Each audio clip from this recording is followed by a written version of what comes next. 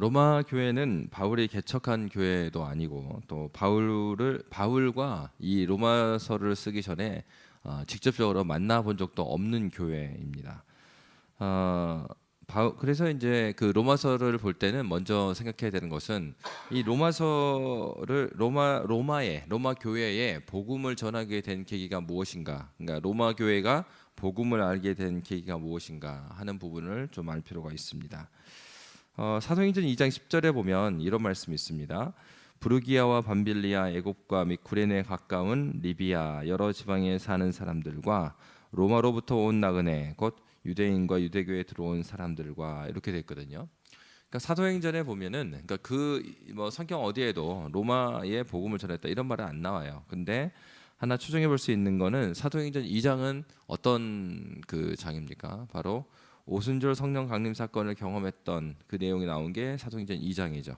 근데 그 사도행전 2장에 모여 있었던 디아스포라 유대인들 중에 로마로부터 온 나그네 이런 표현이 있어요. 그래서 이제 생각하기는 로마 교회는 바로 그 오순절 성령 강림 사건으로 말미암아서 그때 와 있었던 디아스포라 유대인들이 다시 돌아가서 복음을 전하면서 세워진 교회다 이렇게 생각을 합니다. 그래서 원래는 이제 로마 교회의 출발은 아무래도 유대인들이 더 많았죠. 디아스포라 유대인들이 더 상당수가 많이 있었고, 그리고 이방인 그리스도인들은 이제 초반에는 소수였습니다. 근데 주 49년에 로마 황제 글라우디오라는 황제가 있었어요. 근데 이 사람들이 그 로마 시내에서 유대인들을 모두 추방시켜 버려요. 그러다 보니까 로마 교회도 그 초기에는 이 디아스포라 유대인들이 훨씬 많았는데 이 사람들이 다 추방이 당하죠. 로마 시내에서. 그러니까 남아 있었던 교인들이 다 이방인 그리스도인들만 남게 됩니다. 그리고 나서 그 이후에 이제 주후 54년에 이 글라우디오 황제가 죽어요. 그리고 이제 네로 황제가 들어서면서 네로 황제는 다시 49년도에 쫓겨났던 유대인들을 다시 돌아오게 합니다. 그러다 보니까 이제 바울이 이 서신서를 쓸 때는 이 메인 그룹이 바뀌었죠. 그래서 유대인들 중심의 교회였다가 이제 이방인들 중심의 교회로 바뀌어 있었습니다. 그러니까 이제 이런 배경 가운데서 바울이 이 로마 교회에다 편지를 쓰는 거예요. 그렇다 보니까 로마서의 말씀에 보면은 그 모퉁이 돌 얘기 막 하시거든요. 그래서 그리스도 예수가 우리의 모퉁이 돌이 됐다. 모퉁이 돌이 어떤 역할을 합니까? 이 집을 지을 때 이쪽 면과 이쪽 면의 중심, 이 그 교차되는 그 맨 아래에 놓는 돌이 모퉁이 돌이잖아요. 그러니까 이 돌을 잘 놔야지 이쪽 벽과 이쪽 벽이 잘 세워질 수가 있어요. 그 얘기는 로마 교회 안에도 디아스포라 유대인들과 이제 초반에는 디아스포라 유대인들이 많았고 나중에는 이제 이방인들이 많아졌잖아요. 그러니까 그 안에 유대인 그리스도인과 그다음에 이방인 그리스도인들의 갈등이 있었던 교회라는 겁니다. 바로 그러한 그러면 복음으로 말미암아서 교회가 어떻게 하나가 되어야 될 것인지 이런 부분을 다루고 있는 거죠. 정리해 보면은 첫째로는 바울 서신을 받는 대부분의 교회는 바울이 개척하거나 또 바울과 관계를 맺고 있던 사람들이 개척한 교회였는데 로마 교회는 이제 그런 교회가 아니었다 하는 부분이고 두 번째로 이 로마 교회의 특징은 대부분 이방 지역에 세워진 교회들은 그 디아스포라 유대인들이 다수였고 그다음 이방인들이 소수였는데 이제 로마 교회는 핍박의 시대를 지나면서 이게 바뀌었다. 구성원이 바뀌게 되었다 하는 겁니다. 그러면 이제 오늘 읽었던 로마서 9장 21절에 보면 그렇기 때문에 이런 배경 하에서 이 말씀을 읽어야 되는 거죠. 로마서 9장 21절에 보면 토기장이가 진흙 한 덩이로 하나는 귀 있을 것을 하나는 천이 있을 것을 만들 권한이 없느냐. 그러니까 이게 왜 했던 얘기냐면 디아스포라 유대인들의 입장에서는요 교회를 먼저 시작한 것이 본인들입니다. 그러니까 이 교회 그 로마 교회는 디아스포라 유대인에 의해서 움직여야 되고 또 그 그리스도인 삶이라는 것은 자신들이 가지고 있었던 그러니까 그 유대인들의 특징은 회심을 했음에도 불구하고 할례를 강조하고 또 여러 가지 정결법, 음식법 이런 것들을 강조했잖아요. 그러니까 그렇게 따라오기를 원하는 거예요. 그러면서 한마디로 유대 그리스도인들은 조금 더 그 등급이 높은 그리스도인이고 그리고 이방인 그리스도인들은 조금 한 단계 낮은 그리스도인인 것 같은 그런 분위기가 있을 때 바울이 말한 거는 교회 안에서는 그렇지 않다. 그러니까 질그릇을 만들든지 뭐 금그릇을 만들든지 간에 그 만드신 분은 하나님이시고, 그러니까 우리가 이방인으로 태어나든지 뭐 유대인으로 태어나든지, 너도 유대인으로 태어나고 싶어 태어났냐? 이방인 너도 이방인으로 태어나고 싶어 태어났냐? 그렇지 않지 않냐? 이것은 하나님의 주권이다. 그러니까 토기장의 주권 가운데 우리가 세워져 있는 거, 중요한 건 금그릇인지 은그릇인지 이게 중요한 게 아니라, 금그릇 은그릇이 그릇으로 쓰려면은 정결한 게 중요하다. 거룩한 것이. 그러니까 우리가 하나님 앞에서 귀히 쓰임 받을 수 있는 건 우리의 거룩함으로 말미암는 부분이지, 이것은 이거 뭐 그 그릇이 크고 작고 또 뭐 은그릇 질그릇 이방인 유대인 그런 문제가 아니다 하는 부분을 바울 사도가 강조했습니다. 근데 결국은 이러한 그리스도인의 그리스도인됨은 하나님의 주권 가운데 있다라는 것을 말하고 있는 것입니다. 그래서 로마서에서 강조가 되는 부분은 바로 그 핵심 단어는 의로움과 믿음과 그리고 삶에 대한 얘기인 거예요. 그러니까 우리가 교회로서 어떻게 살아야 될 것인가 하는 문제의 출발은 그렇기 때문에 하나님의 주권 가운데 있고, 그 하나님의 주권의 핵심 무엇이냐? 하나님께서 쓰시는 그릇은 어떤 그릇이에요? 깨끗한 그릇이죠. 그것을 이제 유대인의 언어로 표현하면, 당시의 언어로 표현하면 의로운 그릇입니다. 그러면 누가 하나님께 의롭다 인정받아서 하나님 앞에 쓰임 받을 수 있는 그릇이 되겠느냐 하는 부분을 다루고 있는 거예요.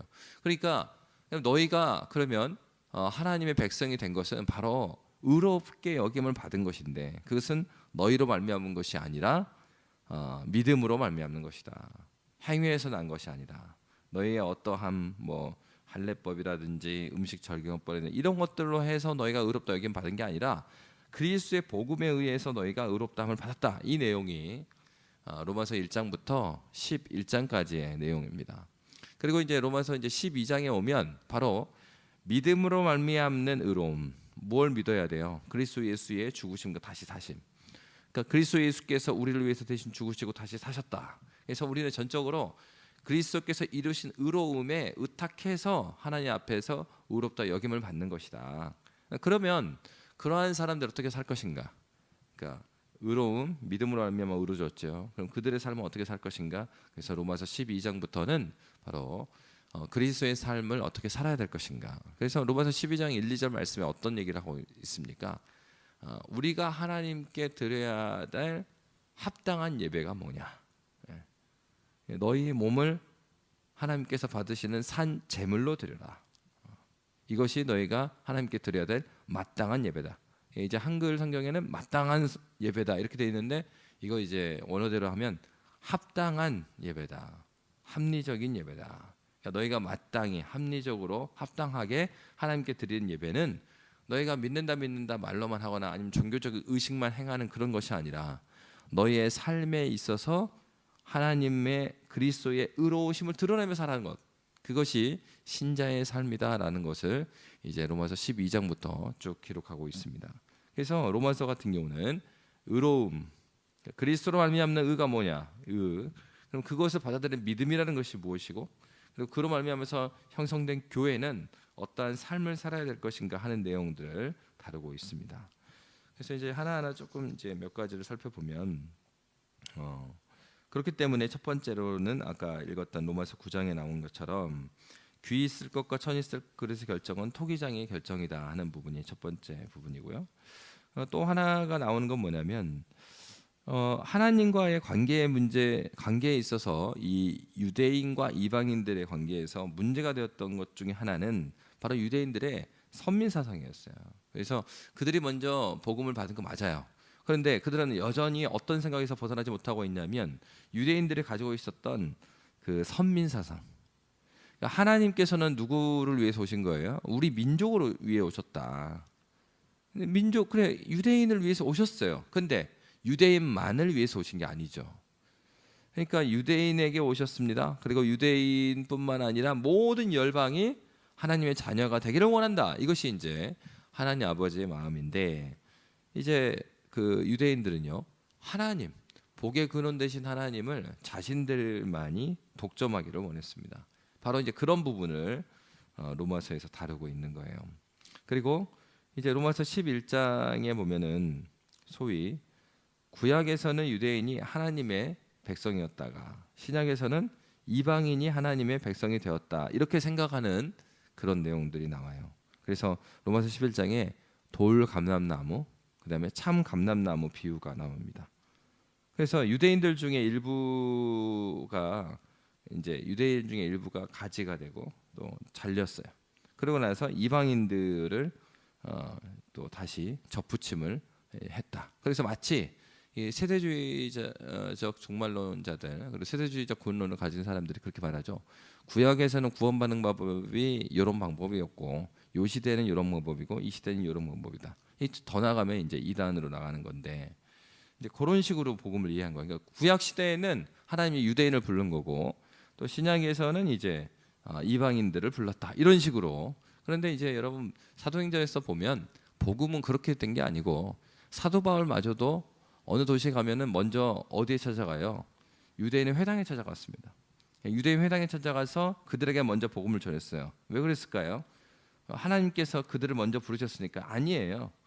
그렇게 간 이유는 유대인들은 최소한 구약 성경을 알고 있잖아요. 그리고 하나님의 존재들을 인정하고 있잖아요. 그러면 유대인들에게 가서 복음을 전할 때 이것만 해주면 되는 거예요. 너희가 기다리는 그 메시아가 나사렛에서 온 저 예수가 그 메시아야. 이 복음을 전해주면 돼요. 근데 이방인들에게는 그렇지 않죠. 이방인들은 뭐 구약 성경에 대한 배경 하나도 없으니까. 그래서 사도행전에서 보면은 사도 바울이 먼저 어느 도시를 가면 그 회당에 갑니다. 유대인 회당에 가서 먼저 전하고, 먼저 전했는데 그들이 받아들이지 않아요. 그러면 시장에 가서 복음을 전했어요. 이방인들에게. 그렇게 복음을 전했던 거예요. 그러니까 구약에는 유대인을 부르고 신약에는 이방인을 그랬던 것이 아니고, 동시대의 복음은 뭐 유대인이든지 이방인이든지 모두에게 이 복음이 필요한 것이죠. 그리고 그 다음에 보면은 이제 로마서 그 말씀 중에서 잘못 인용하는 것 중에 하나가 이제 로마서 13장에 대한 얘기예요. 그래서 로마서 13장 1절에 보면 각 사람은 위에 있는 권세들에게 복종하라. 권세는 하나님으로부터 나지 않음이 없나니 모든 권세는 다 하나님께서 정하신 바라. 그래서 마치 이 말씀이 어떤 그 불의한 정권이나 불의한 그 권력에도 모두 순종해야 되는 것처럼 한국 교회는 잘못 인용을 많이 해왔죠. 이를테면은 그 2차 세계대전 때 히틀러에게 모든 독일 교회 개혁 교회 목사들이 모두 충성 맹세를 합니다. 지지선을 해요. 이게 너무 웃기잖아요. 그러니까 그 홀로코스트 수백만의 사람들을 죽이는데 목사들이 다 찬성을 해주고 주의 종이라고 그래요. 역사의 비극이 일어나죠. 그때 이제 신앙적인 양심이 있었던 디트리히 보네퍼 목사님이 저 미친 운전수를 누군가를 죽여야 된다면 내 죽이겠다. 그리고 나는 그대로 벌을 하나님께 받더라도 더 많은 생명을 위해서 저 미친 운전사가 기관차를 몰고, 독일이라는 기관차잖아요, 몰고 그 수렁으로 가는데 아무도 안 막는 거는 이거는 하나님의 뜻이 아니다, 이렇게 했죠. 물론 이제 뭐 보네포 목사나 이렇게 당시에 그렇게 히틀러를 그 암살하려고 시도는 다 실패를 했죠. 그렇지만 중요한 것은 그때 성경을 잘못 해석하면은 이런 일이 나는 거예요. 그러니까 로마서 13장 1절은 그런 말을 하려고 한 게 아니에요. 그 압제하고 말도 안 되는 사륙을 하는 권력자를 지켜주기 위해서 로마서 13장 1절을 말한 게 아니에요. 이 말씀은 각 사람은 위에 있는 권세들에게 복종하라. 권세는 하나님으로부터 나지 않음이 없나니 모든 권세는 다 하나님께서 정하신 바라. 이런 말씀을 한 이유는 모든 권세들 위에 누가 계시다는 거예요? 하나님이 계시다는 거예요. 그러니까 무슨 누구한테 하는 얘기입니까?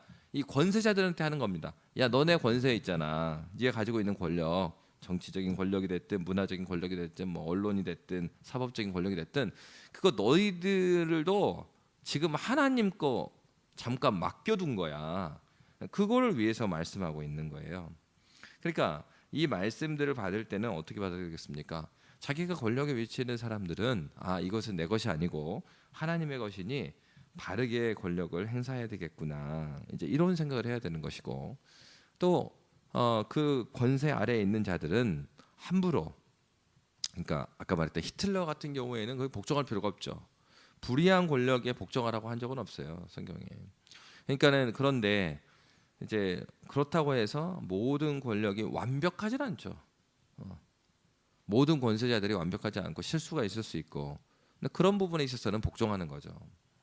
그리고 가장 중요한 건 하나님 나라의 법칙과 그리고 세상의 권세자들의 이 법칙이 충돌할 때, 그럼 그리스도인들은 어디에 순종해야 되겠어요? 중요한 건 우리는 하나님 나라의 백성으로 불림 받았기 때문에 먼저 하나님 나라의 법, 하나님 말씀에 순종하는 겁니다. 그렇기 때문에 그 일제 강점기 때도 그 나라가 없어졌잖아요. 그럼에도 불구하고 대다수의, 그러니까 한국 교회도 이제 굉장히 그 안타까운 역사를 가지고 있는데, 신사참배했을 때 장로교회가 총회에서 신사참배 결의를 합니다. 말이 안 되죠. 그러니까 우상 숭배를 목사들과 장로들이 모여서 하기로 하는 거예요. 그렇게 한 다음에, 그런데 그럼에도 불구하고 그 신사참배에 동참하지 않은 목사님들이 계셨죠. 목숨을 담보하고. 대표적인 목사님이 이제 주기철 목사님 같은 분들. 근데 주기철 목사님도요. 그 주기철 목사님 목사, 그래서 신사참배를 하지 않아 갖고 면직을 당합니다. 예. 면직을 당해갖고 목사 지위를 박탈을 당해요. 근데 그게 복권이 언제 되냐면 2006년에 됐습니다. 너무 놀랍죠. 왜 그렇게 했어요? 당시에 신사참배를 했던 많은 목사들이 그때까지 죽지 않은 거예요. 그리고 모든 그 기독교 그 권세의 자리에 그 사람들이 앉아 있었던 거예요. 그들은 자기 변명하는 거죠. 신사참배 그건 어쩔 수 없었던 거였다. 그 당시에 모두가 하지 않을 수 없는 그런 상황이었다. 그러니까 말이 안 되잖아요. 기독교가 아니란 얘기를 하는 거잖아요. 그러니까 우상 숭배를 하기로 총회적으로 결의를 하면서 그거는 시대적으로 어쩔 수 없었다고 말하는 것 자체가 너무 부끄러운 얘기죠. 한국 교회의 역사입니다. 그래서 그 세대가 다 죽고 나서 나중에 주기철 목사님, 뭐 손용환 목사님, 뭐 이런 분들 그 신사참배에 동의하지 않고 옥중에서 고난을 받았던 분들이 그때 복권이 돼요. 그러니까 하나님께서 맡기신 이런 권세들, 이 권세는 어떻게 그 사용해야 되는 겁니까? 앞에서 말하고 있었던 그리스도께서 그리스도의 의로 말미암아 우리가 그 의를 믿음으로 말미암아 우리가 의롭게 여김을 받은 것처럼 우리의 삶에 있어서도 정말로 그리스도처럼 그 의로운 삶으로, 그리고 권세들을 가지면 의로움을 위해서 결정을 하는 거죠. 어떤 분위기나 그런 것이 아니라 바로 위에 있는 권세의 문제는 덮어놓고 모든 권세에 복종하라는 것의 의미가 아니에요. 하나님 나라의 질서가 우리에게는 가장 첫 번째 우선순위가 있고 그 범위 안에서 이 부딪히지 않는 영역에 있을 때는 그 권세에 순종하는 겁니다. 그러나 하나님 나라의 권세에 부합하지 않은 것들에 대해서 순종할 의무가 우리에게 있지 않아요. 그런 거에 있어서는 어떨 때는 싸울 수도 있고 시민 불복종에 대한 얘기도 나올 수가 있는 거죠. 그리고 이제 로마서를 쭉 보면 마지막에 보면 특징 중에 하나가 뭐냐면 이 로마서는 바울이 직접 쓴 게 아닙니다. 그래서 로마서 16장 22절의 말씀에 보면 이 편지를 기록하는 나 더디오도 주 안에서 너희에게 문안하노라 이렇게 되어 있거든요. 그래서 실제로 적은 사람이 누구냐면 더디오였어요. 종종 바울 사도의 이 바울 서신 고린도전서도 마찬가지인데 대필자가 있어요. 그래서 바울은 이야기를 하고 그것을 이제 쭉 적는 사람이 있습니다. 그래서 로마서 같은 경우에도 바울이 쓰긴 썼죠. 그러니까 바울이 썼다는 게 바울이 말을 한 거고, 그리고 도디오가 대필을 했던 책입니다. 결국 이제 로마서는 그런 특징을 가지고 있어요. 다시 정리해 보면 바울이 복음을 전한 적이 없는 교회다. 그리고 만난 적이 없었던 교회. 그러니까 다른 서신서들은 다 바울이 복음을 전했거나 만났던 교회예요. 그런데 만난 적이 없는 교회에 썼고, 그리고 그 교회의 배경을 보면 초기에는 디아스포라 유대인들이 많이 있었고, 그러나 핍박의 상태에서 유대인들이 다 쫓겨났을 때 이방인들이 더 다수가 된 그런 교회가 되었다 하는 것이고요. 그리고 로마서만 편지 마지막에 공동 발신인인 더디오를 소개하고 있다. 이런 것이 이제 로마서의 특징입니다. 그래서 로마서는 결국 로마 교회 이방인과 유대인의 숫자가 많고 적어짐을 통해서 그들이 교회 안에서 정말 교회가 뭐냐, 핍박의 시대의 교회는 무엇이냐라고 물어봤을 때 교회가 무엇인가 하는 것을 1장부터 11장까지 말하고 있고, 그러면 우리가 그리스도의 복음으로 말미암아 의롭게 된 자들이 교회라면 그 교회는 어떻게 살아야 될 것인가 하면서 그 당시의 삶의 하나하나의 문제를 다뤘던 내용들이 12장부터 16장까지 이어지는 책입니다. 그래서 우리가 로마서를 통해서 여전히 하나님께서 우리를 부르셨고, 로마서 9장에 읽었던 말씀처럼 우리를 만드신 주권자는 토기장이죠. 하나님께서 우리를 만드셨습니다. 어떤 사람은 우리가 보기에 능력이 더 많은 것 같고 적어 보이고, 그러나 하나님께서 귀하게 여기시는 것은 2달란트 줬든지 5달란트 줬든지, 어떤 사람은 하나님께서 칭찬하셨습니까? 1달란트 받아놓고 묻어놓은 사람이 아니라 2달란트가 됐든 5달란트가 됐든 하나님께서 주신 신자로서의 정체성을 가지고 하나님 앞에서 충성되게 그 삶을 살았던 사람들, 하나님 예수님께서 잘하였다, 착하고 충성된 종아라고 칭찬을 하였습니다. 저와 여러분이 로마서 말씀을 통해서 여전히 우리의 주인 되시고 우리를 만드신 하나님 앞에서 참된 신자로 살아가는 저와 여러분이 되시기를 주의 이름으로 빕니다. 기도하겠습니다. 살아계신